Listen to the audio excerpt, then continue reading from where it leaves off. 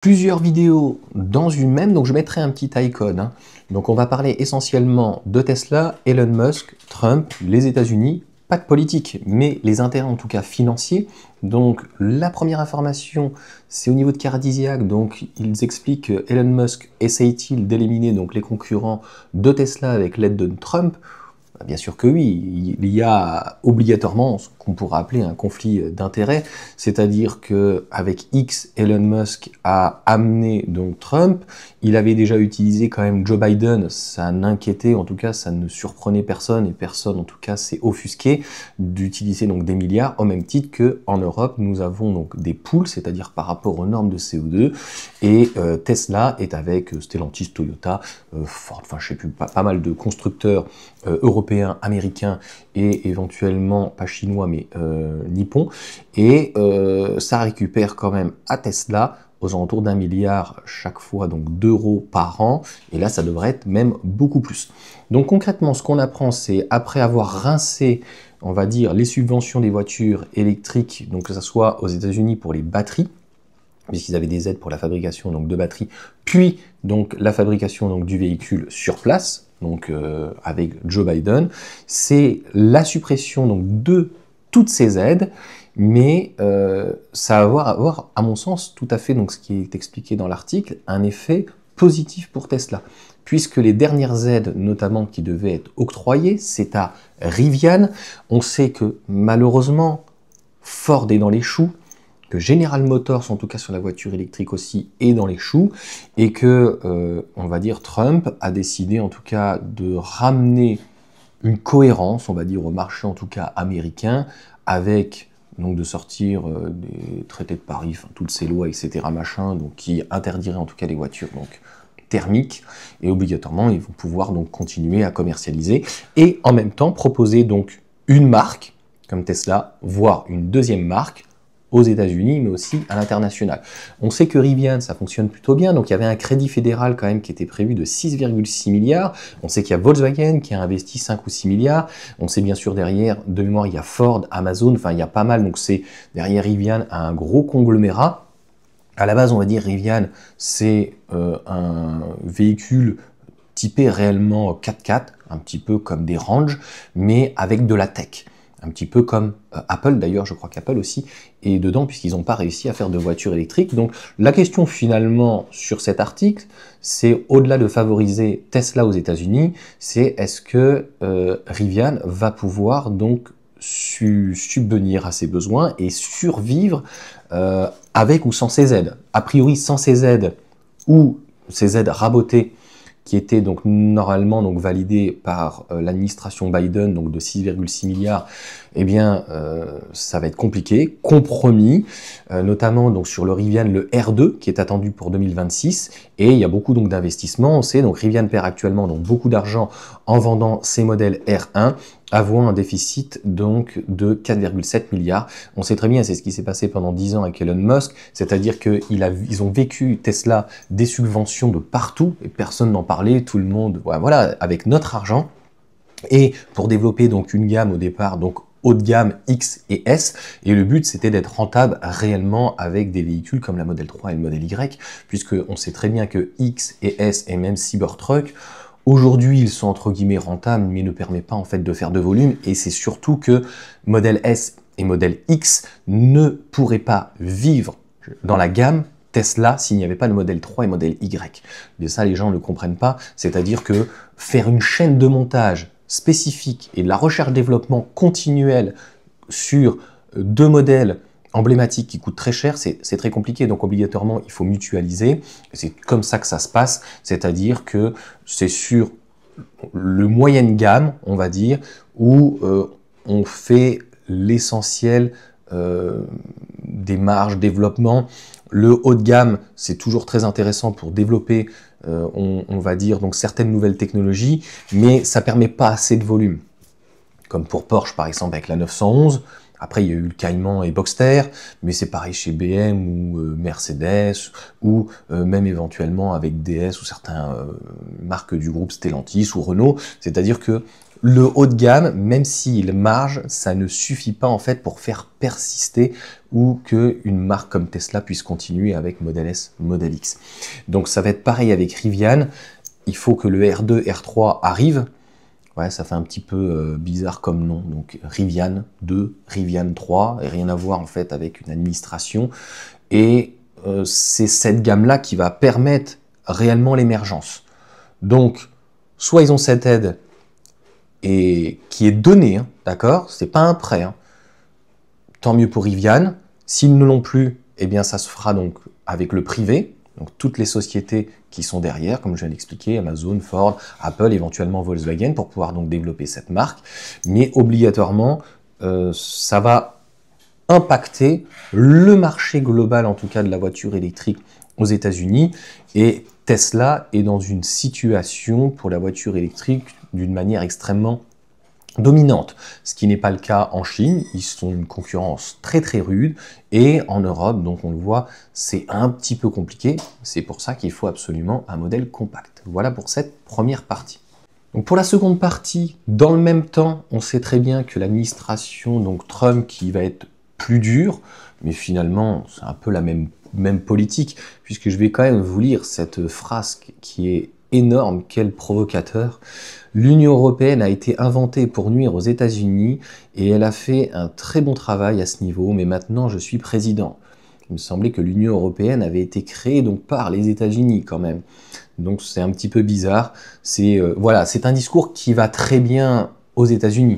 De dire, voilà, l'Europe sont des vilains, donc nous allons les taxer de 25%. Donc, encore une fois, on parle des voitures. Donc l'intérêt, encore une fois, c'est de rapatrier. Ça va permettre peut-être au groupe Stellantis des choses positives, peut-être un petit peu moins donc, pour Volkswagen. Donc encore une fois, je vous mettrai les informations donc, ici. Mais on voit bien que ça va être en tout cas American First, et donc au-delà de la voiture électrique, au-delà de Tesla, clairement on a un marché extrêmement protectionniste de la part des États-Unis, et ils comptent bien donc remettre un petit peu à flot l'industrie automobile par ce type de frasque, ce type de taxe, ce type d'impôt. Encore une fois, les États-Unis pouvant certainement plus le permettre avec le pétrole, notamment le gaz de schiste, le dollar, et l'euro est juste mis en face, juste pour trouver un adversaire en fait. Donc il faut toujours, dans une guerre, qu'elle soit réelle ou économique, obligatoirement avoir un adversaire, un combattant. Sinon, il n'y a plus de guerre, même économique. C'est en fait ce que Elon Trump, en tout cas Donald Trump, n'explique pas dans cette volonté-là. Encore une fois, la volonté, elle est très très simple.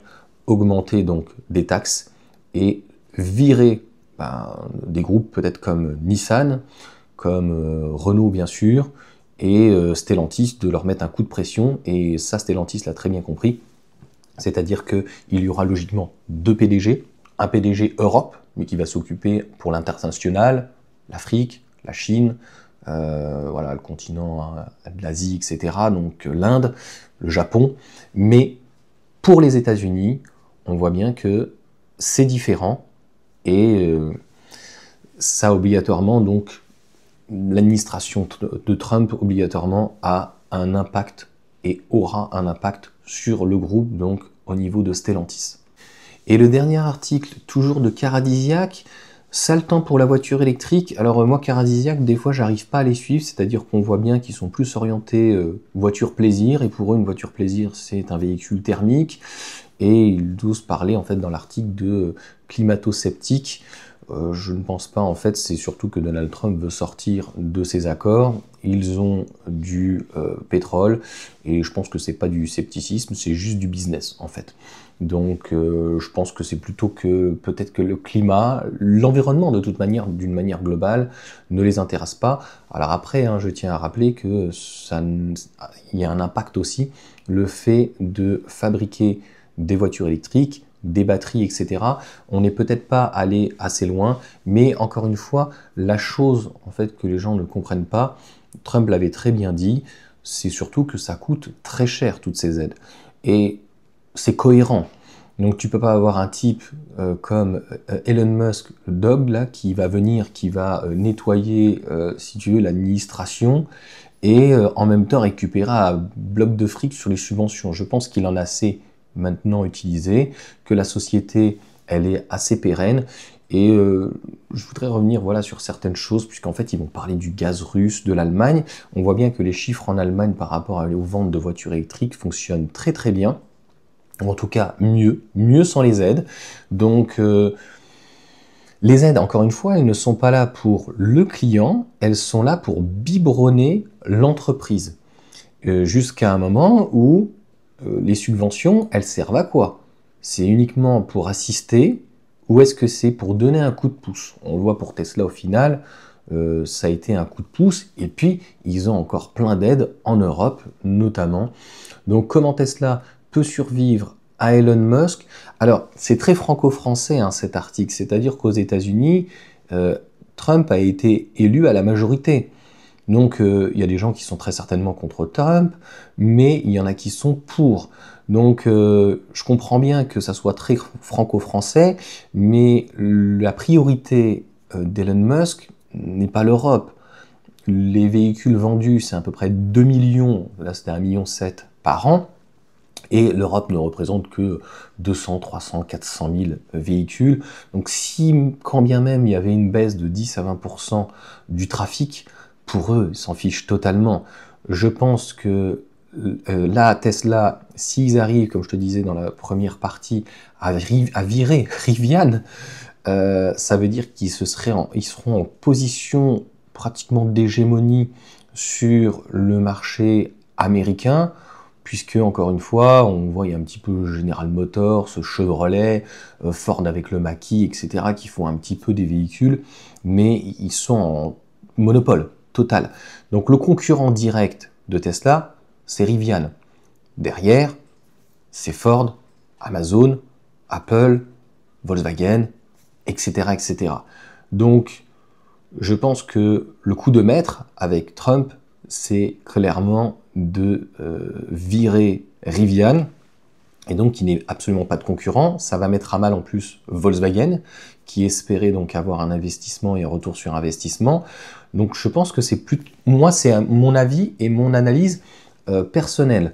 Pour la Chine et les Chinois, ils s'en fichent. Par contre, il y aurait un ralentissement des ventes et qui s'expliquerait par rapport au prix parce que c'est relativement élevé. Converti, on est à 37 000 € et on le voit bien, on y reviendra peut-être sur des prix qui sont au ras des pâquerettes. Je ne sais plus si c'était Thibaut Electip que j'avais vu, j'ai vu cette information, mais voilà, Xiaomi dépasse le modèle 3. Les constructeurs chinois en Chine sont très agressifs sur le prix. BYD, je crois c'est lui qui parlait donc de l'ID4 qui est vraiment très bien. Non, c'est le JT du Geek, je crois. Donc c'était vraiment le modèle Y à ce moment-là est pas 2 fois plus cher, mais presque. Donc le problème qu'a aujourd'hui Tesla, c'est essentiellement un problème a priori de prix en Chine, parce que sinon le véhicule plaît plutôt bien, et en Europe, les prix sont quand même assez élevés et ne répondent pas forcément à la demande par rapport à la dimension donc, du véhicule. Après que l'action chute de 30%, c'est les marchés. Donc en fait, si tu veux, le marché anticipe certaines choses qu'il avait anticipées soit avant ou après. Et on parle de Tesla encore une fois. Tesla ne fait pas que des voitures, et notamment des voitures électriques. Donc ils sont un petit peu idiots. La seule chose qu'ils ont compris, c'est que d'un côté, qu'ils s'en aillent, ça ne changera rien. Le bien ou le mal est fait. Et il faudrait qu'ils vendent aussi donc, toutes ces actions et qu'ils se retirent en totalité et qu'il ne parle plus. Mais il ne le fera jamais. Délirer. Concrètement, à moins d'être dans une idéologie, si Tesla fait un véhicule compact à 30 000 € TTC, je peux te dire que les gens, ils regarderont pas ce que Elon Musk fait ou quoi que ce soit. Il y a une réalité économique, à moins qu'il y ait des doses quand même plus conséquents, plus importants, pour se dire que, voilà, un peu comme Puff Daddy par exemple, tu vois, là c'est tangible et grave. Donc sur la dernière partie, franchement, si l'Europe a le courage de persister à taxer les importations chinoises de VE et si Musk continue de casser donc son jouet, un véritable boulevard s'ouvre donc aux voitures, son jouet donc de Renault, Volkswagen, BMW, Porsche et consorts. Oui, mais on le voit bien d'une manière globale et c'est très franco-français puisque il y a des pays aujourd'hui qui sont pratiquement à 100% de véhicules électriques. Il y a des pays où je ne m'inquiète pas pour l'Allemagne avec son industrie, Volkswagen qui va revenir dans la course, BMW, Audi et qui arrive beaucoup plus à s'expandre en Chine que, on l'a vu, Stellantis ou même Renault. Nous, on est un peu le cul entre deux chaises. On a du mal à dépasser 20% de part de marché et en Italie, en Espagne, ils sont par exemple complètement largués. Donc, il y a de toute façon aujourd'hui des segments qui, à mon sens, aujourd'hui, sont perdus par nos marques européennes et surtout françaises. C'est le segment typé SUV luxe. On voit avec là très fraîchement Leapmotor C10, mais ne serait-ce que le Xpeng G6 et puis toute la flotte de BYD. Mais BYD, franchement, il pourrait faire mieux. On sait très bien qu'il maîtrise la totalité de la chaîne et que le véhicule est absolument trop cher. Et par rapport au coût investissement, les moteurs, les batteries LFP, à mon sens, dans ces véhicules-là, il n'y a rien de fantastique. C'est un petit peu comme Toyota. Une fois que tu as amorti en fait ton moteur, pareil chez Toyota, il n'y a pas de turbo, c'est un moteur relativement simple, c'est une petite batterie, un système hybridation, une CVT. Coût de recherche-développement, enfin, il faut arrêter. Donc, si on veut pénétrer un marché où on est nouveau, en tout cas, soit on fait comme Hyundai, on y vient progressivement et avec de nouvelles technologies et des choses vraiment avant-gardistes, soit on vient avec quelque chose d'intéressant, mais il faut dans ces cas-là arriver à un prix plus attractif. Là, l'Allemagne paye très cher son renoncement donc au nucléaire et son addiction donc au gaz russe, bon marché, et ne croit pas qu'il soit souhaite en tout cas ni durable que l'Europe continue de dépendre. Donc pour ses locomotions et son industrie du pétrole, qu'il soit Moyen-Orient, l'Amérique et Russie. Au fait, savez-vous qu'il y a encore donc du pétrole russe dans votre réservoir? Je ne sais pas ce que fait en fait cette partie-là, c'est complètement incohérent. On est parti au départ donc de comment Tesla peut survivre à Elon Musk et finalement à parler de l'Union européenne. On arrêtera là sur cette vidéo, mais c'est deux discours complètement différents. C'est pour ça que j'ai fait trois parties. En fait, on a parlé donc des États-Unis, on a parlé donc de Tesla, on a parlé de Rivian, on va parler donc de Volkswagen et de Stellantis par rapport à l'Europe et par rapport au positionnement de Tesla dans les autres continents. Mais le gaz russe et les centrales nucléaires en fait en Allemagne, je bégaye parce que je comprends pas, il n'y a aucun rapport. Ça, c'est des erreurs de stratégie de l'Allemagne. Donc ça, c'est un autre problème. Il est certain que si l'Allemagne avait pris les devants, avec Northvolt, avec leur société comme Varta ou autre, parce qu'ils aiment bien que ça soit très franco-français, mais eux, ils aiment bien que ça reste tout allemand. Donc, même si Northvolt, voilà, n'était pas allemand. Donc, on voit bien que stratégiquement, en tout cas, on a pris toutes les mauvaises décisions. Si on veut passer toutes les voitures en fait en électrique, il faut dans ces cas-là créer les batteries, il faut des véhicules bon marché et il faut proposer un kilowattheure qui soit très attractif. Sinon, j'y comprends rien. Donc oui, il fallait donc du gaz russe pour la fabrication et pouvoir chauffer, mais le gaz russe, c'est pas que non plus pour l'industrie automobile allemande, c'est aussi, ça va jusqu'à l'extrême au Portugal avec donc le carrelage, etc. C'est pour ça que ça coûte très très cher maintenant. Ça va jusqu'aux serres et l'alimentation des tomates. Donc en fait, si tu veux, voilà, le gaz russe, c'est un autre débat, c'est un autre problème. Donc voilà en tout cas pour cette vidéo. Clairement Tesla va, en ayant en tout cas, il faut bien comprendre, mis des billes à l'investiture de Donald Trump, il est certain qu'ils vont avoir et ils vont vouloir, et Elon Musk va vouloir de toute façon un retour sur investissement. Comme je te l'ai dit, moi mon avis c'est de mettre à mal donc Rivian, et il y a derrière Ford, Volkswagen, etc., et de garder donc le gâteau pratiquement en totalité pour lui. C'est pour ça d'ailleurs qu'ils ont voulu le Cybertruck, c'était leur priorité. Et si vraiment ils veulent continuer à fonctionner en Europe, il va falloir absolument, donc ça, je n'en ai pas parlé, mais c'est ça qui est primordial à comprendre, c'est que dans l'usine de Berlin, à terme, c'est 1 million de véhicules. Le modèle Y ne représente que 200 000 véhicules. Le modèle 3, s'il était fabriqué, ça représenterait que 100 000 véhicules. C'est plusieurs fois que je le dis. Donc, à un moment donné, il faut une compacte qui puisse faire au moins 500 000 véhicules. Donc, il faut une ligne qui est dédiée. Et de toute façon, au premier trimestre, on devra avoir une surprise sur un modèle moins cher, plus abordable. Donc, qu'est-ce que ça va être? Pour le moment, mystère et boule de gomme. Mais quand ils ont dit que le modèle compact, entre guillemets, n'arriverait pas, Tesla, en fait, c'est le châssis, entre guillemets, de 3e génération. Je l'ai donc expliqué. Est-ce qu'il y aura l'intégration, comme le modèle Y, de la caméra à l'avant? Est-ce qu'il y aura le V2L? Est-ce qu'il y aura le 800 volts? Pareil, mystère et boule de gomme. Ce qui est certain, c'est qu'aujourd'hui, si Tesla était capable de faire un véhicule entre 4 mètres et 4 mètres 30, peu importe finalement la taille, avec 50 kWh et des moteurs donc à aimant permanent, ce qu'ils font d'une manière classique, avec éventuellement 4 roues motrices et avec celui à induction devant, c'est plutôt le coût. Encore une fois, ce que Tesla essaye de faire à chaque fois, et c'est ce qu'ils vont faire peut-être aussi avec Manz en Allemagne, c'est de devoir recréer des pièces, notamment avec des grandes imprimantes, et pour l'intérieur, par exemple, d'un véhicule plus compact et que ça coûte moins cher. En fait, Tesla, ce que Elon Musk, et c'est pour ça que Trump, entre guillemets, dans son administration, souhaite ce type-là, c'est de réussir à réduire les coûts. C'est à la fois avoir un véhicule performant, comme Toyota. Hein. Donc, le Toyota RAV4, 50 000 euros, c'est très plastique. Hein. Mais ils ont tout mis là où il fallait. C'est pour ça que le véhicule a été longtemps numéro 1 et qui est aujourd'hui les numéro 2, numéro 3. C'est pour ça que le modèle Y aujourd'hui est numéro 1 et ils ne peuvent pas se louper donc avec un modèle compact.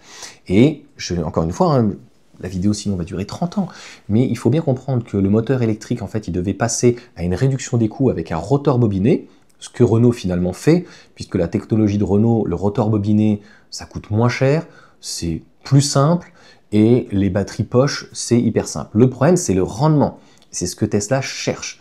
Le rendement moteur, la performance, et avec une batterie de 50 kWh, si tu mets un rotor bobiné qui est aussi peu performant, en tout cas qui consomme énormément, eh bien finalement, tu as loupé ton coup. Donc, une Tesla, c'est ça. C'est une bonne batterie, finalement, quand c'est pas du NMC LFP, qui a une densité moindre, mais on arrive quand même à utiliser le 100% de ce potentiel. C'est une charge quand même qui est assez exceptionnelle, surtout sur la BYD, avec un pic de 150-170, et des moteurs qui arrivent à travailler de 300-350 chevaux. Je l'avais dit, le BYD, au final, a été un test, parce que on voit bien que la tension était moins puissante et il n'arrivait pas à délivrer en tout cas la totalité donc, du moteur. Et c'est pour ça qu'on était à 6 secondes 9 et qu'on était bridés, nous, donc en Europe, puisqu'ils n'allaient pas un coup mettre 6 secondes 9 sur une BYD avec le cell to body, etc. et de l'autre côté faire un 5 secondes 9 avec CATL. Donc ça aussi, ça fait partie donc de l'entièreté donc de Tesla, de bien gérer ses fournisseurs et d'utiliser ceux qui ont le meilleur rapport qualité-prix et ceux qui sont les plus performants.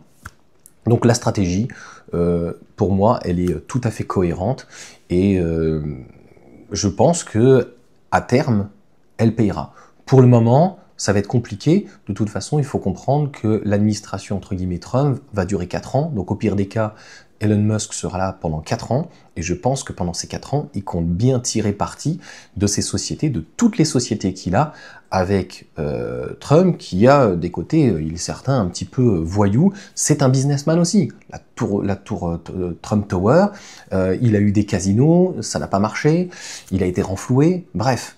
Donc tout ça, à mon sens, ce n'est que des intérêts et du business. Donc encore une fois, si l'Allemagne s'est tiré une balle dans le pied en arrêtant le gaz russe, en n'essayant pas de reconstruire un Nord Stream, en n'essayant pas d'avoir de meilleurs rapports avec la Russie, en supprimant les centrales nucléaires et revenir au charbon, qu'est-ce que tu veux que je te dise?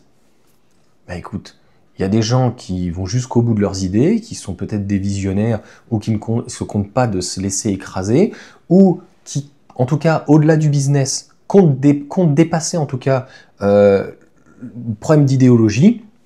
Et puis il y en a donc, comme l'Allemagne, encore une fois, à mon sens, c'est une question uniquement idéologique, donc de vouloir arrêter en fait les centrales nucléaires alors qu'on va faire des voitures électriques. Dans un pays où le solaire, c'est pas la Grèce, quoi. Allez, ciao à tous.